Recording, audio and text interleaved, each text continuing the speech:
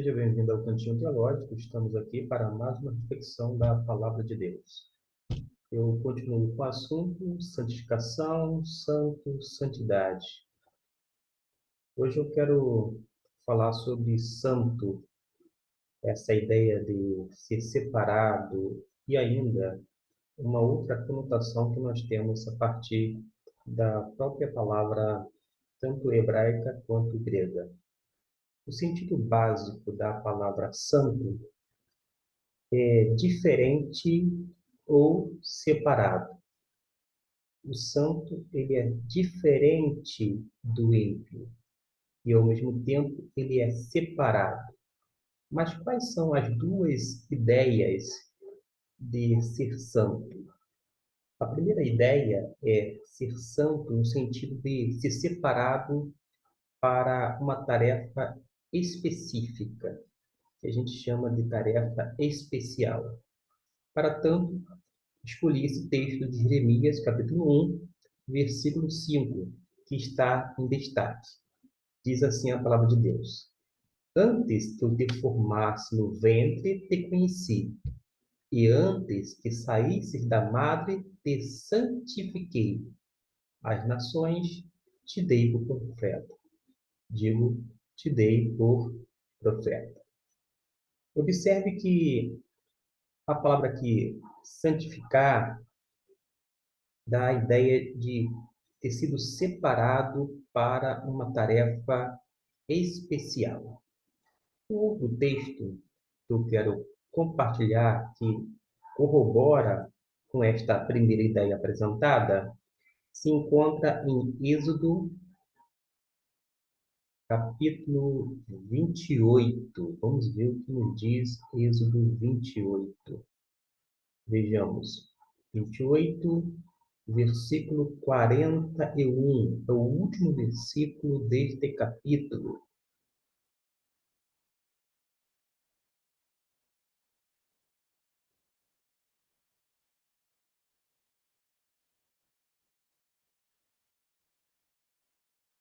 Agora sim.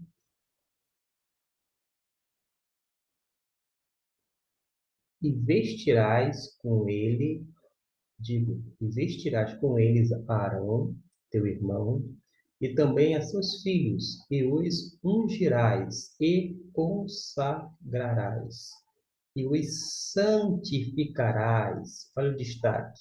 Santificarás, ou seja, terá sido escolhido, separado para uma tarefa específica. Tanto é que na sequência diz a finalidade, para que me administrem o sacerdócio. Ora, no versículo anterior de Jeremias, ele foi separado para uma tarefa específica, porque ele seria colocado como um profeta para as nações. E agora aqui, em Êxodo 28, 41, mostra que seria separado para um outro fim, para exercer o ofício sacerdotal. Depois de dizer a primeira ideia, é bom que se diga a segunda, de ser santo, porque também implica em equipar alguém com uma qualidade da mente, coração e caráter necessário para levar a cabo essa tarefa. A razão desta segunda ideia é porque a pessoa precisa servir a Deus e ela até deve ter como medida a bondade e, ao mesmo tempo, a sabedoria de Deus. E, por esse motivo, deve ser santo também.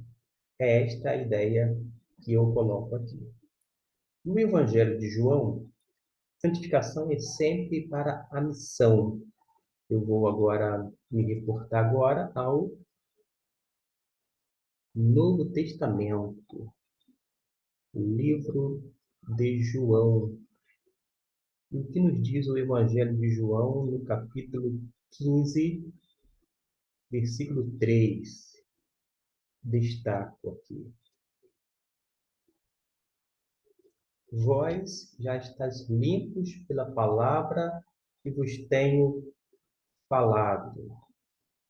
Ou seja, eles estariam limpos pela palavra que tinha sido dito, mas é sempre a ideia para missão.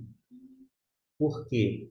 Ele diz assim: nisto é glorificado, versículo 8, que deis muito fruto, e assim sereis meus discípulos, indicando então que eles deveriam ser discípulos de Jesus. Além do mais, eles seriam limpos, eles manteriam essa comunhão com Cristo Jesus. Sem Jesus, eles não poderiam fazer absolutamente nada.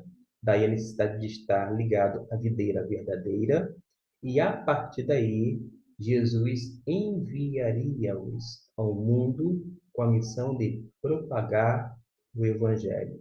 A diferença é que os discípulos não ficariam sozinhos, mas contaria com a presença do Espírito Santo. Tem alguns versículos que nós podemos tratar, ainda em João 15. Eu vou me reportar ao versículo 17. Isto vos mando, manda o quê? Que vos ameis uns aos outros. Evoca esse meio de santificação. Ele manda, ele quer que dê fruto, que produza, que haja uma limpeza, uma purificação interna na mente, no coração, enfim, em todo o ser, para que possa estar no compasso da graça e, sobretudo, em um amor abundante que procede do próprio Espírito Santo de Deus. Uma outra coisa que pode ser dita é que a missão dada ao crente é para que ele seja o quê? Sal na terra. Ser sal dentro do saleiro é muito fácil. Agora, Jesus fala para ser sal na terra, luz no mundo. Eu fiz menção a dois textos lá de Mateus, capítulo 5, versículo 13, uma referência a ser sal na terra, e Mateus 5, 14 até o 16, aludindo então ao fato de ser luz no mundo. Tem alguns perigos que a gente pode colocar aqui para que vocês tenham uma noção ampliada da temática que está relacionada com a nossa humanidade e principalmente ao fato de estarmos em Cristo Jesus. Um perigo que eu quero salientar e serve de alerta é imaginar que as verdades serão aplicadas automaticamente. Ah, já que eu sou um cristão, logo tudo acontece assim, num passe de mágica, no estalar de dedos. Não é assim. Isto é uma falácia. A fé não é passiva, é ativa. A fé é operante. A fé, ela faz com que os nossos membros do corpo, juntamente com o nosso coração e mente, sejam movidos. Por isso, a gente precisa fazer o quê? Aplicar o que cremos à luz da Bíblia. Não é ter uma grande experiência. Existem pessoas que chegam para mim e contam as suas experiências maravilhosas, grandiosas, algumas as quais foram guardadas a sete chaves, mas que, com um determinado período, eles acabaram contando, narrando os grandes feitos, etc. e tal. Acontece que não é ter uma experiência, porque experiência religiosa, com o emprego correto da palavra, qualquer pessoa pode ter. Qualquer pessoa pode ter uma experiência religiosa, independente da origem espiritual. Agora, um relacionamento com Deus profundo, ligado na videira verdadeira, certamente é operado pelo Espírito Santo de Deus e, por sua vez, tem uma ação contínua. A ação ou atuação do Espírito Santo é constante e sempre progressiva. Neste caso, o crente ele pode até vacilar, mas ele não permanece na mesma situação ou na condição, porque ele conta com a presença do Espírito Santo dentro do seu coração, na sua mente, orientando e dá forças para que ele venha a ser levantado. E é o Espírito Santo que vai erguer a pessoa e fazer com que ele continue um caminho cristão, um caminho de santidade. Uma outra falácia, o erro, é esperar sentir algo especial acontecer.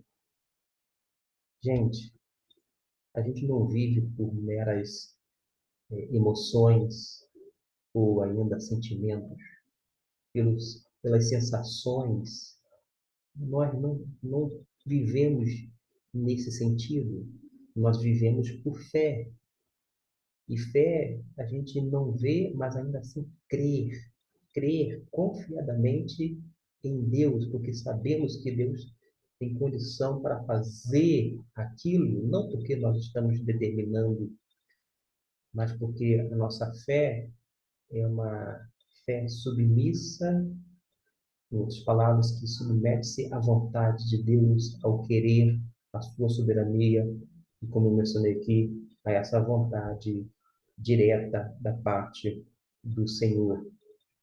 Não é questão de sentimento, nem de sensibilidade.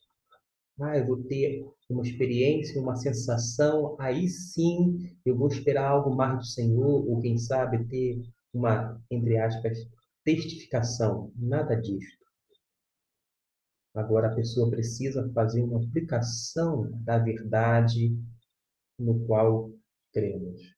Você crê em Deus, você segue em frente.